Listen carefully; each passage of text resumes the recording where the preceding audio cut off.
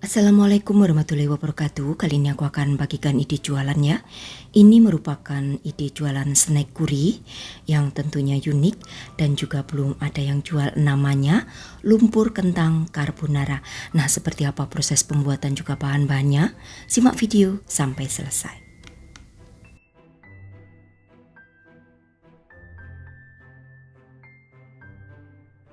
Pertama akan aku kukus terlebih dahulu, ada 100 gram kentang hingga empuk ya. Setelah empuk dan matang, lalu angkat. Di sini akan aku haluskan berbarengan dengan bahan-bahan yang lain dengan aku blender supaya lebih cepat. Nah, oke, ini campur semua jadi satu. Ada kentang dan 2 butir telur serta 400 ml santan. Jadi di blender aja ya, semuanya jadi satu. Kemudian tambahkan 200 gram tepung terigu pro sedang, 25 gram gula pasir, vanili bubuk secukupnya. Kemudian juga tambahkan garam secukupnya.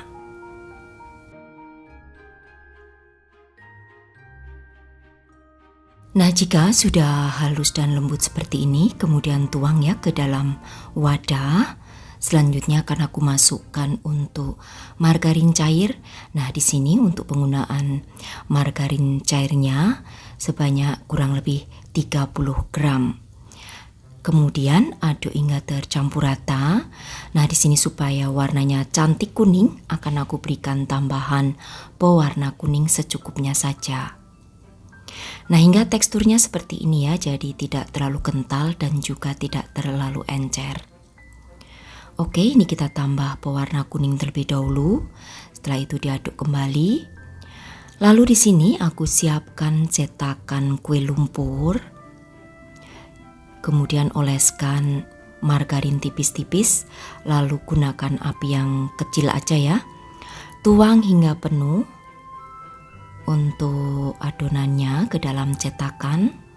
Nah, buat kalian yang ingin mencari cetakan, silahkan aja kunjungi ke TikTok Rosita Susi, nanti di bawah foto profil ya. Kalian klik aja, ada keranjang kuning di sana, kalian bisa belanja aneka macam perlengkapan baking. Oke, setelah itu kemudian tutup, biarkan 3 menitan. Setelah 3 menit, buka tutupnya. Lalu ambil bagian tengah seperti ini. Nah, ini kebetulan aku punya suntikan untuk puding ya.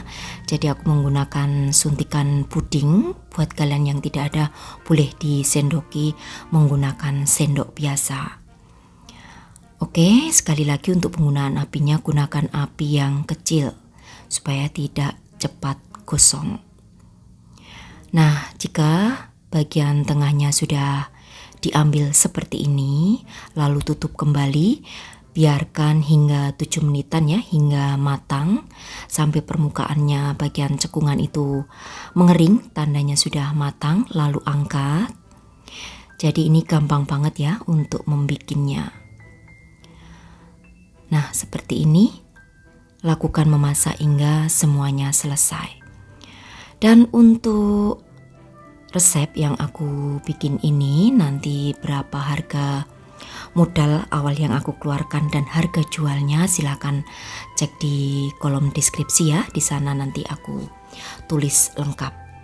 Nah, ini supaya lebih merata matangnya akan aku pindahkan karena lubang yang bagian tengah itu lebih cepat ya untuk matang. Oke, ini akan aku biarkan sebentar. Dan sekarang sudah matang semua, tinggal diangkat lalu tunggu hingga dingin.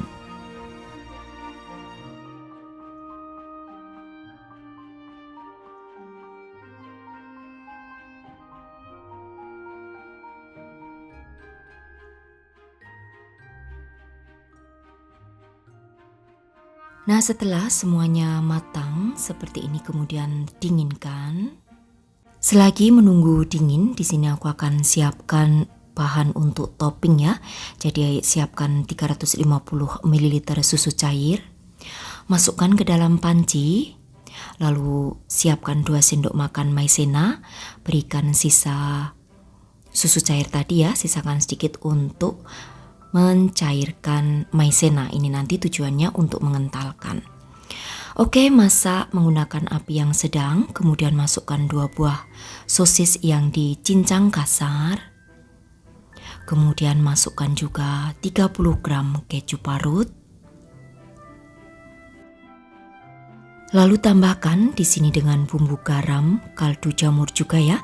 Ini secukupnya saja, sesuaikan dengan selera. Oke, masak dan juga tambahkan di sini dengan daun oregano ya. Nah, untuk daun oreganonya ini opsional aja, buat kalian yang tidak suka boleh di skip. Masak hingga mendidih. Setelah mendidih, masukkan larutan maizena. Masak sebentar hingga meletup-letup, kemudian angkat.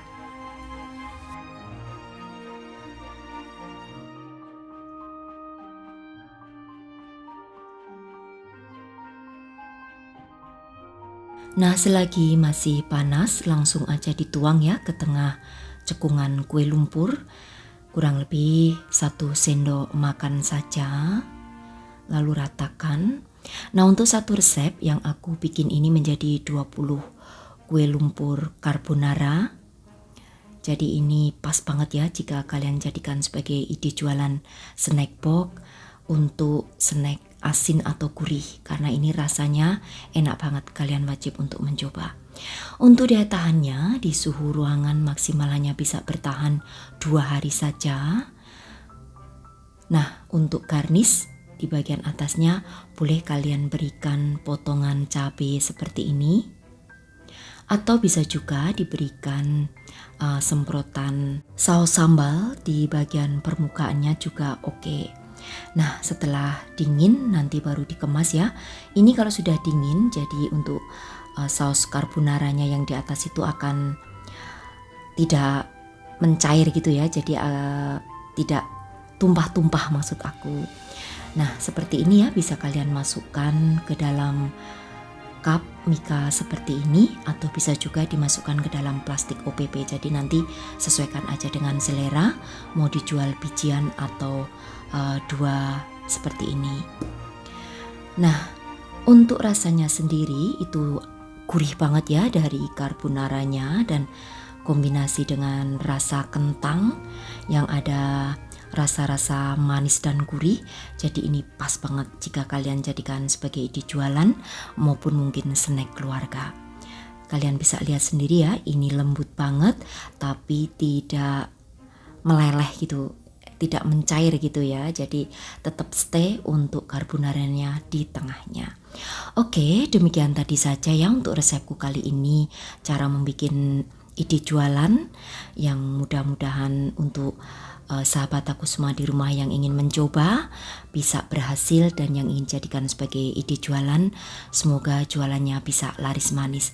Oke, demikian tadi saja. Terima kasih, sampai bertemu kembali di resep-resep aku yang akan datang. Wassalamualaikum warahmatullahi wabarakatuh. Bye bye.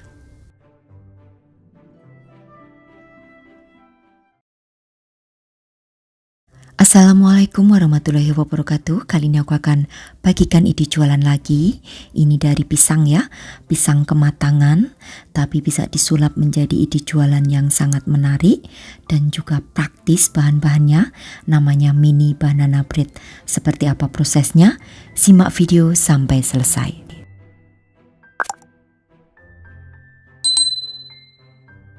Siapkan terlebih dahulu 225 gram pisang ya. Ini aku menggunakan pisang raja. Kalian bisa ganti dengan pisang ambon maupun pisang kepok. Tapi kalau tekstur dari pisang kepok nanti hasil bolunya itu agak sedikit pulen gitu ya. Jadi lebih aku sarankan ke pisang raja dan pisang ambon aja. Nah, setelah dihaluskan seperti ini, kemudian aku siapkan 1 butir telur. Jadi aku menggunakan telur yang suhu ruang. Kemudian akan aku tambahkan dengan setengah sendok teh vanili bubuk. Lalu tambahkan 150 gram gula halus. Ini dari gula pasir yang aku blender.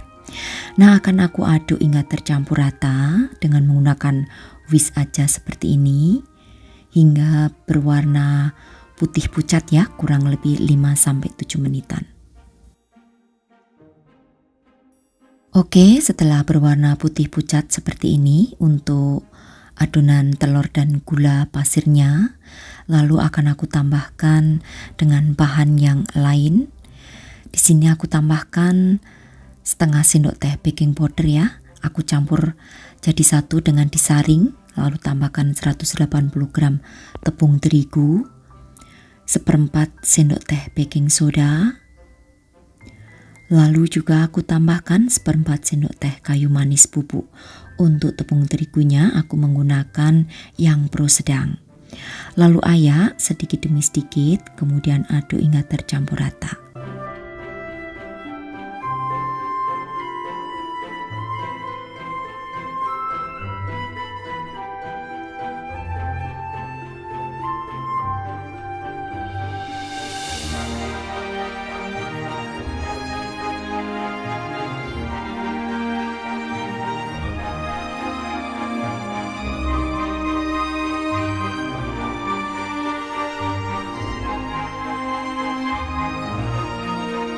Selanjutnya masukkan untuk pisang yang sudah dihaluskan tadi sebanyak 225 gram.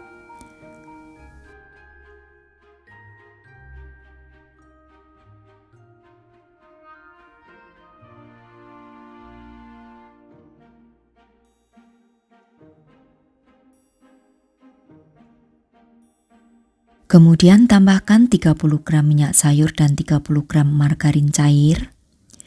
Ini akan aku aduk hingga tercampur ya. Kalian boleh menggunakan minyak sayur aja maupun menggunakan margarin aja. Di sini aku menggunakan dua ya, minyak sayur dan juga margarin. Oke, aduk hingga tercampur rata. Setelah tercampur rata lalu siapkan loyang yang sudah diolesi dengan margarin tipis-tipis. Untuk loyangnya di sini aku menggunakan loyang bolu mini ya. Jadi namanya loyang bolu mini jadul. Nah, buat kalian yang ingin mencari cetakan dan alat-alat baking silahkan kunjungi ke TikTok aku di Rosita Susi. Nanti lihat klik di keranjang kuning ya, kalian bisa pilih cetakan apa yang kalian butuhkan. Nanti untuk linknya aku sertakan di kolom deskripsi. Masukkan adonan kurang lebih 1 sendok makan ya, 1 sendok makan munjung atau kurang lebih 3/4 bagian dari loyang. Jadi jangan terlalu penuh karena nanti ini untuk bolunya itu akan mengembang.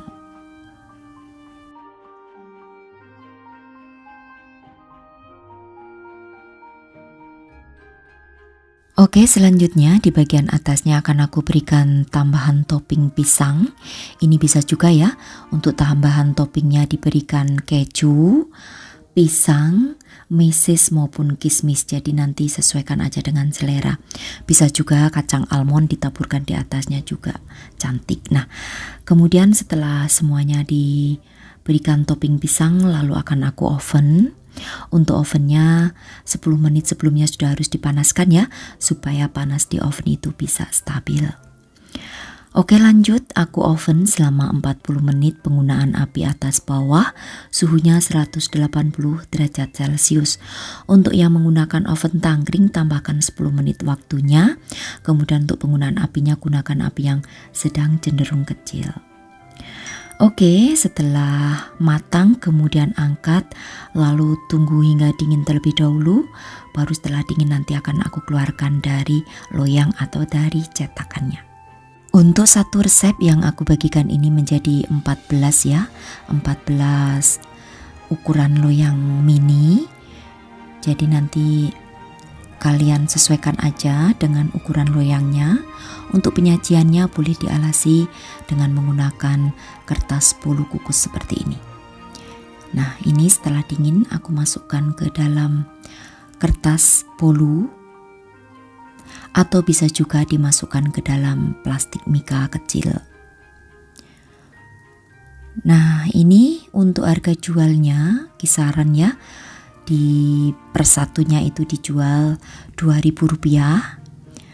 Jadi nanti sesuaikan aja dari modal awal yang kalian keluarkan.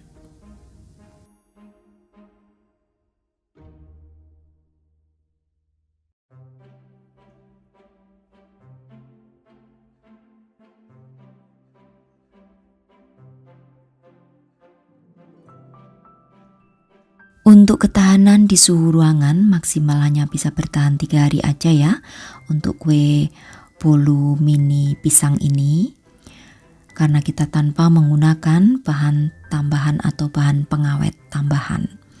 Bisa juga dimasukkan ke dalam mika seperti ini, isi 4. Nanti untuk cara packingnya silahkan sesuaikan dengan selera masing-masing. Nah, ini aku coba satu, kalian bisa lihat ya untuk teksturnya sangat lembut banget di bagian dalam, walau dengan bahan yang sederhana, dengan menggunakan 1 butir telur tanpa mixer.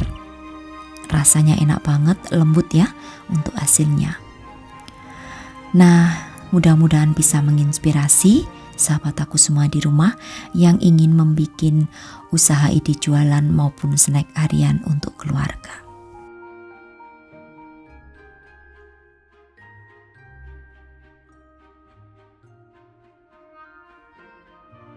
Oke, demikian tadi saja ya untuk resepku kali ini, cara membuat ide jualan dari pisang yang kematangan. Mudah-mudahan bisa menambah ilmu untuk sahabat aku semua di rumah. Terima kasih, sampai bertemu kembali di resep-resep aku yang akan datang. Wassalamualaikum warahmatullahi wabarakatuh. Bye-bye.